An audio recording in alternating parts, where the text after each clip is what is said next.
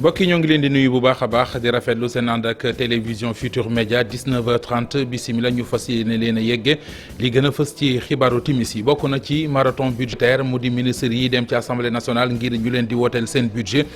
tey jii jëwriñ gémme wàllu enseignement supérieur ak innovation ak recherche di docteur Cheikh Oumar Anne moo xëyoon ca kanamu député yi wootal nañu ko budget ñu ngi ko jàpp ci lu ëpp ci ñeenti téeméeri milliards ak juróom fukk. jafe-jafe yi suuf yi nga xamante ne ji am na kon ci diwaanu Kayar ba maire bu Kayar génnoon ak it maraîchère ya fa doon tuumal ñi nga xamante ne ji ñoom ñooy maire bu Jendeex ci ne ñoo bëgg a sàkkal pexe suuf soosé di fa defi lotissement ci terrain yoo xam ne ñoo ko moom ca Kayar maire u Jendeex bi ñu ciy tuumal di Alassane Ndoye génn na indi ci ay kàdduy leeral di wax yëf yi ak ni mu demee. leneen ci xibaaru timis yi wàllu tàggat yaram ak coupe CAF premier tour préliminaire yi Jaraaf tey jii dalal na Kano Piyar bu Nigéria dóor ko ñetti bal ci beneen natangob Sénégal boo xamante ne ji war naa sóobu moom it ci premier tour préliminaire yu Ligue des champions moo di Tëngéej FC suba ak jàmm kon la war a dem fële nga xamante ne ji moo di Gambie war fa football ak Gambia AF match bi bu 4h30 jotee lay doon ca Gambie.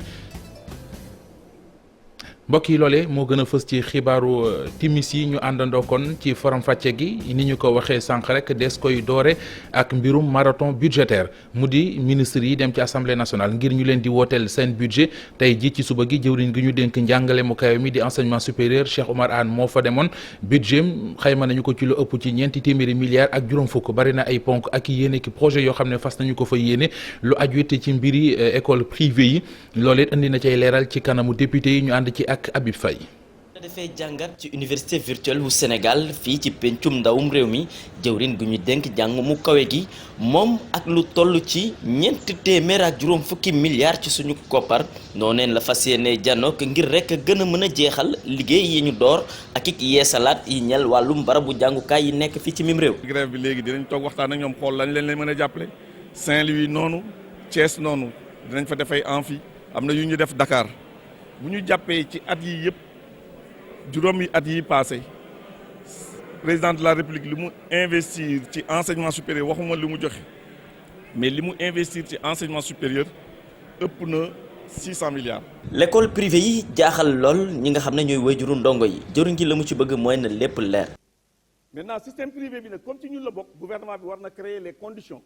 environnement bu nga xam ne ku ñëw boo investir ci biir sa investissement yi nga investir. bu fekkee ne da ngaa taxaw ci marché bi parce que marché la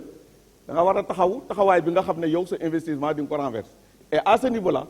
le gouvernement amul dala duñ koy reprocher. njàng mu kawe gi fii ci biir réew mi Mamadou Diop Decroix ñaawlu na lool anam ba nga xamante ne qualité gi ma ngay doxee jëruñ gi ne sax moom fa mu teg tànkam fu wóor la te it la ko gën di soxal rek bokk na ci résultat yi. milliards lañ fi def mais loolu li nga xam ne dañ ko bindee recherche directement parce que jàpp ñu li nga xam ne université bu nekk li ngay investir ci recherche. investir ci recherche mun na doon investir ci équipement yi mun na doon investir ci recherche yi fay leen ay prime permettre leen ñu dem ci instance yi loolu université la nekk ci biir université la nekk université bu ci nekk dafa am taxawaayam. ña nga xamante ni dañuy doog am seen lijaasa di bac ñooñee ñëpp mu ne daañu leen orienté ca université yi ni ko altine gi étudiants yi ci seen boppam it dañu xam yan faculté la ñu war a dem ngir mën a wéyal seen njàng yi léegi orientation nag dis nañ koy ndar kàpp ñaar fukki fan ak ñaar ci weeru décembre ministre bi xamle li ni mel. jëwriñ gi ñu dénk wàllu mbay mi mu di agriculture ak équipement rural moom ma nga woon démb ci assemblée nationale ngir ñu ko doon wooteel budget ca foofee nag ca ndaje ma député yu bari dellu si waat nañu ci wàllu autosuffisance en riz mu di bayee fii ci réew mi ceeb bu ñu mën a jëfandikoo te mu doy sëkk ñu ànd ci leeral ak ki nga xamante ne ji moom moo di Mouhamed Sambo. bëri ñu ngi doon que ëllëgëm ci assemblée nationale gannaaw ba nga xamante ni kilifaam di Idrissa Seck dem na jokk ki nga xamante ni moo di Macky Sall Déthié Fall nag dafa mel ni rek fa mu nekkoon démb la nekkaat ba tey lii di ay kàddoom nag li ci gën a fës day mel ni ki rek ku nekk ci opposition bi ba tey. à travers tey jii li nga xam ne ñoo ngi koy génne ci xaalis di enrichir ñeneen ñi orienter juste mbir mi ci biir réew mi bayee fii li ñuy lekk orienter jeunes yi ci foofu daa ci sauver 30 000. mënuñu 60 ans d'indépendance tey 60% de nos compatriotes ñu retenir leen ci niveau 1 des besoins de la courbe de Maslow. industrialisation bu mbay mi faaw rek mu jaar ci tàggatum ndaw ñi ànd ak loolu yi tamit ñu mën a xam lan mooy jumtukaayu xarale yi war a ànd ak secteur bi. ceeb bi en Chine lañ koy jëndee wala ñu jënd ko Inde te ceeb la boo xamante ne nii ceeb bu bon la laa ko mën a tuddee parce que ceeb boo xam ne ñëpp d'accord nañ day joxe jabet ñëpp d'accord nañ ne ceeb bi du indi wér-gu-yaram ci réew wi donc ceeb bi nga xam ne ñu ngi koy bay fii nañ ci jëm a góorgóorlu xale yi nga xam ne ñooy suñuy doom suñuy rak yi nga xam ne ñu ngi di mbëkk dem ñu wutal leen suuf su doy. soo joxee nit ki tracteur da ngay jox dafay accompagnement yoo xam ni main d'œuvre bi la mooy defaraat pneu yi mooy des pièces de rechange mooy mécaniciens yi mooy soudeurs yi ñëpp ñu accompagner leen. ngir yenn nag ci ay député lu ñu jàpp rek moo di mbay mi war na mun a nekk saafara ci ñàkkum xëyum ndaw ñi loole nag ngir mu mën a am faaw ñu génne koppar yi jox ko ndaw yi. nañu jël 900 milliards ci BITS bi BITS Sénégal département bu nekk ñu jox la 20 milliards francs CFA def ay centres agricoles yoo xamante ni dañuy jël 200 hectares par département jël maanaam lu toll ci 50 000 jeunes. ci xabaar yi nga xamante ni ANSD génne na ko ci 2018 mbay mi ci wàllu boppam téeméer boo jël ñeent fukk ya ak juróom yëpp rek ci wàllum xëy moom moo ko amee waaye nag boo xoolee secteur bi solo su mu am taxul ba tey rek mu daal di mën a mucc ci yenn jafe-jafe yi. mareyeur yi ci réew mi am na ñu tëgg seen gémmiñ ji wooteek wàllu nee nañu daal feebar bi nga xam ne ñoo ngi koy dégg ci mool yi tax na mënatuñoo jaay jën waaye loolee bokkul ak gis-gis bi kilifteefu marché central au poisson ba ca diwaanu Kaolack amee ne direction ba ñoom gis nañu ne askan wi ba léegi donte ñi ngi wax feebar bu am ci biir mool yi taxul ñu bàyyi jën yi nañu ko daan jëfandikoo noonu la ñu koy jëfandikoo ndax xam nañ ne ngaañte amu ci Ibrahima Diame ciy leeral. der bi le daal yenn nappkat ca Ndakaaru nag am na njeexital ci komu marché central bi ñuy jaay jën fii ci diwaanu Kaolack bu ñu sukkandikoo ci Atoumane Ndiaye responsable na ci mbootaayu mareyeur yi nag gis na ni yu bëri ci seen client dañu am xel ñaar léegi ci jën yi ba tax na fréquentation marché bi xaw na wàññeeku. tax na nit ñi xaw a tiit ba jaay jën bi xaw a wàññeeku léegi nit ñi boo daan ku daan jaay ñaari kees ngay jaay ku daan jaay benn kees mënatoo jaay sa xaaju kees parce que nit ñi ñoo ñëwatul jënd jën yi parce que loolu yëpp nag bu amee nit ñi dañ leen a tiital dañ leen wax loo xam ne lii ndax nit ñi wax dëgg yàlla fi mu ne nii yoruñ dara lu leen di jox nag feebar ba ñuy faju ji loolu dañ koy daw waaye ñu xamal leen ne jën joxul kenn feebar. gis-gisam boobu nag waroo nag gis-gisu direction bi ndax marché bi loolu le daanaka loolu amul benn conséquence ci seen chiffre d'affaires yëf yaa ngi dox comme ni mu daan doxee. bien que Dakar ñu ngi koy daw mais conscience bi nekk Dakar ak conscience bi nekk fi du benn oto yi ñu ngi ñëw fi nit ñaa ngi ñëw di jënd jën yi amul kenn koo xam ne ni mu ngi daw jën yi parce que feebar moo am non non wàññiwul dara chiffre d'affaires marché bi li nga xam ne ni vraiment ñu ngi ko doon gagné ñu ngi koy gagné peut-être oto yi léeg-léeg géej gi ñàkk jën oto xaw a manqué. marché central au poisson bu Kaolack nag jafe-jafeem kay moo di mbirum glace ndax machine bi nga xamante ni moom moo doon defar glace dafa paan am na ay weer moo tax mairie bi lëkkaloog ambassadum réewum Turquie ambassadeur bi ñëwoon kon nemmeeku si marché bi ngir installé fi benn centrale feebaru der bi le daal yenn nappkat ca Ndakaaru nag am na njeexital ci komu marché central bi ñuy jaay jën fii ci diwaanu Kaolack bu ñu sukkandikoo ci Atoumane Ndiaye responsable na ci mbootaayu mareyeur yi nag gis na ni yu bëri ci seen client dañu am xel ñaar léegi ci jën yi ba tax na fréquentation marché bi xaw na wàññeeku. tax na nit ñi xaw. jégalu bu baax a baax ci élément boobu rek noonu mu mujjee waxtaane leneen ci xibaaru timis yi bokk na ci archipelago projet la boo xamante ne ji union des chambres de métiers du Sénégal ñoom ñu lëkkaloo ak union européenne taxawal ko li ñu bëgg mooy seet nu ñuy tàggatee ndaw ñi ba ñu am kon xam-xam ak xerañte gu mat sëkk ngir mën a toog fii ci réew mi liggéey fi ñi ngi bàyyi xel ci projet bi ñi nga xamante ne ji ay doomi Sénégal lañu woon ne woon bitim réew te ñibbisi loolee mooy seen bëgg-bëgg mooy seen yéene Pape Fara Ñingi Ahmadou Ba. xeex lii di mbëkk mi tàggat ndaw yi moom daal la ñu jël la ñu bëgg projet bi di archipelago ñi di union des chambres de métiers du Sénégal ak union européenne fexe ba ndaw ñu des ci dëkk bi am tàggatu bu baax ngir ñu mën a sàmm seen ëllëg. Pour l'instant, on offre une grande variété de métiers. Toute une gamme qui devrait permettre aux jeunes de rencontrer leurs attentes, leurs envies, pour développer une activité, une compétence et puis une activité économique ici au Sénégal, dans différentes régions du pays. Donc c'est ça le pari en fait. C'est oui, offrir la possibilité de développer son activité économique ou une activité au sein d'une entreprise ici au Sénégal, dans leur région, dans la région de leur choix. Donc oui, c'est ce choix-là que nous faisons aujourd'hui. filière yu bëri ñu daal di koy jël loolu nag dina ma tax ndaw ñi am tàggatu boo xam ne suñ ko defee rek après dinañ mën a am liggéey boo xam ne dinañ ci mën a dund. filière yi mu ciblé mooy juróomi filière la les métiers du bâtiment certes boo xoolee bâtiment ña ca yëngu bari na am na maçonnerie am na carreleur am na peinture am na électricité am na également électricité photovoltaïque mooy maanaam ñu koy tuddee solaire yeeg ñoomin seen am na aussi transformation agroalimentaire am na la mécanique automobile am na aussi production de petits matériels agricoles. projet bi tamit dafa jël en charge ñi nga xam ne dañoo dem ñu daal leen delloo si ñoom it dañ leen di tàggat. situation bi nga xam ni nekk nañ ko actuellement nii dañu war a gën a xiir ndaw ñi si lu ñuy wax wàllum entrepreneuriat moom moo tax ñu tëgg façon formation boobu nga xam ni dañ leen di préparer techniquement si seen métier waaye itam tàggat leen ba nga xam ne bu ñu paree xam-xamu métier bi rek ñu mun a taxawal seen yëfu bopp. projet Archipelago dina tàggat ay ndaw yu bëree bëri fii ci réew mi li nu mel bu ñu ko defee dañoo bëgg a freiner bu baax a baax ndaw ñi nga xam ne ñu ngi jukk di dem fële ci diwaanu Tugal jaaree ko ci mbëkk mi. Initiative internationale contre l'immigration clandestine kuréel la maanaam association boo xamante ne ji day jug di yee ndaw ñi ngir ñu génnee seenum xel ci gaal yi génnee seenum xel ci tukki ngir mën a tekki nee nañ loolee lu mën a nekk la te it ñoo ngi ciy sensibiliser ndaw yi Sénégal yi luñ mën tey jii ci samedi ji am nañ bëccëg goo xam ne xëye woon nañu ko jëm ci amal ay ñaan mu ñeel ñi doon tukki te faatu ci géej gi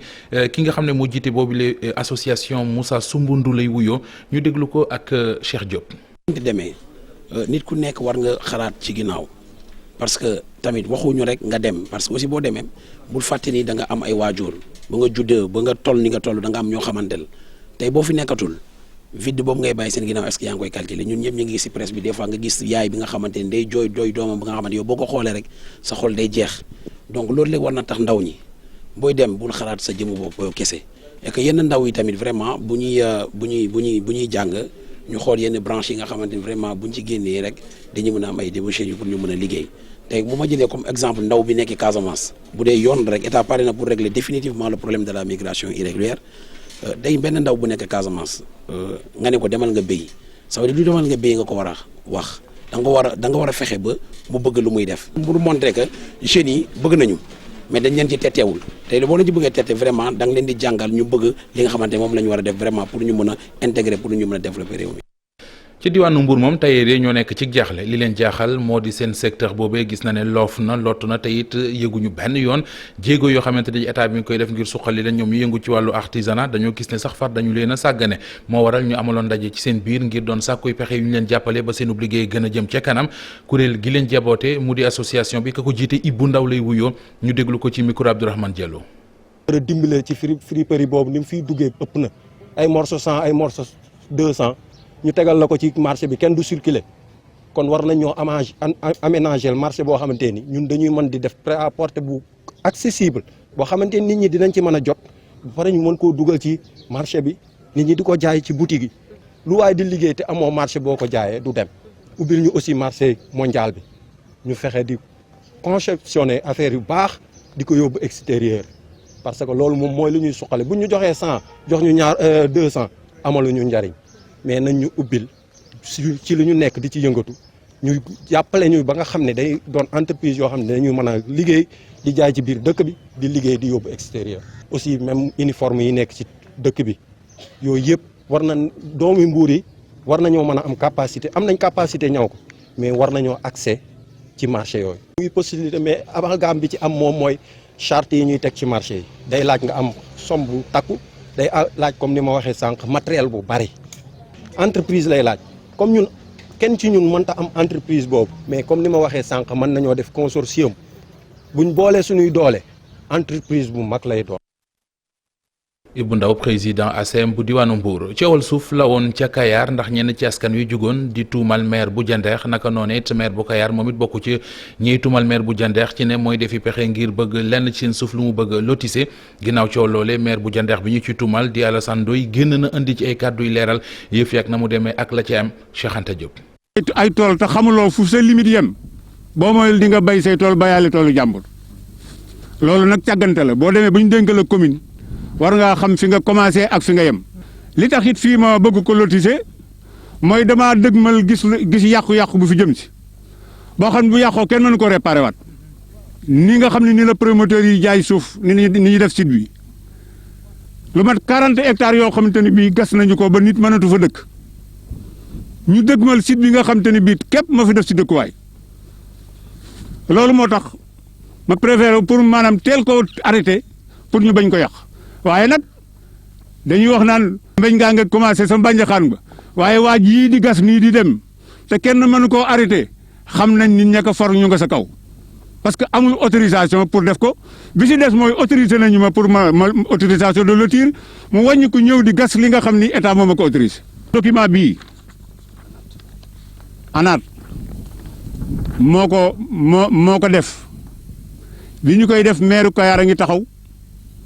autorités yi nekk ci département bi di kilifa ñëpp ñu ngi taxaw. arbitre ñu defar document bi jox ma waaw moom lu tax moom mënu laa jox document bi autorisation bii ministre de l'urbanisme moo ko def plan yaa ngi nii directeur de l'urbanisme moo ko kaseté jox ma ko kon man li may def am naa ci ndigal. Alassane Ndoye maire bu Jandeex doon andi ay leeral ci micro Cheikh Anta Diop waxtaanee wàllu tàggat yaram ak premier tour préliminaire Ligue des champions Teungueth FC war a dem koon ca Gambie suba ak jàmm ci dimanche ji bu 4h ci ngoon jotee ca la war a football ak Gambia AF di club bu fekk baax ca Gambie moom Sénégal équipe boobee di Teungueth FC war a teewal kon Sénégal yéene moo di lu mu néew indaale match nul nga xam ne dana am benn poñ boobu da koy ju ci gafam Cheikh Sadibou Diarra ak image yi Teungueth FC Média ciy leeral. fas yéene jëlee ca Banjul résultat bu baax ndam sax la yaakaar si kanamu Gambia AF si dibéer bi. c'est vrai que ñun novice lañ ci compétition bi mais ça ne veut pas dire que dañuy ñëw pour participer noonu bu ñu ñëwee fii objectif de départ moo doon ñëw fii pour def résultat bu baax mën a nekk victoire mën a nekk 1 point parce que du match bu décisif. si bu ñu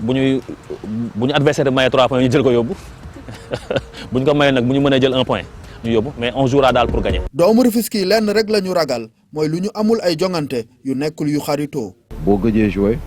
doo ñëw rek mel ni di comporter wu comme koo xamante ni mi ngi jouer tout le temps. boo ñëwee aussi amee benn comportement bi am surtout équipe bu ubbeeku yaatu effort yi day gën a bëri looloo tax ma depuis démb may insister ci surtout essayer de raccourcir les distances de course surtout sur le plan défensif. mais bu ma jëlee information yi ñu ma jox ñoom information verbale yi ñu ma jox comparé ko ak information yi nga xam moom laa gis ci vidéo yi soriwul. jongante bi njëkk diggante Gambia AF ak Teungueth FC si tour bu njëkk ci préliminaire bu Ligue des champions dibéer bi la bu 4 waxtu tegee fanweeri simili ci stade bu Bakaaw ñaareelu jongante bi ñu ngi ko jàpp ay bés bii di ñëw. beneenub jongante mu di premier tour préliminaire coupe CAF tey jii Jaraaf dalal na Pilar bu Nigéria di club bu fekk baax réewum Nigéria match bi ñu ko doon footballé ci stade Lat Dior bu Thiès 2-1 moom la Jaraaf dóor Kano Pilar bu Nigéria loolee nag bu ñu sukkandikoo ci information yi ñuy jot Assane Mbodj ak Bouli Sambu ak ki nga xamante ne ji moo di Matar Ndiaye ñoo dugal bitu Sénégal yooyee match retour bi ci week-end bii di ñëw mu di samedi ak dimanche bii di ñëw kon ci lañ ko war a amal di ko footballé ca Nigéria. xibaar yooyu kon moo jeexal xibaaru timis yi ci télévision Futur Média yeneen i xibaar 20h lay doon ci tubaab ak Cheikh Tidiane Diawo sant leen gërëm leen di leen ñaanal panaanum jàmm yàlla nañu yàlla dooli jàmm mbokk yi.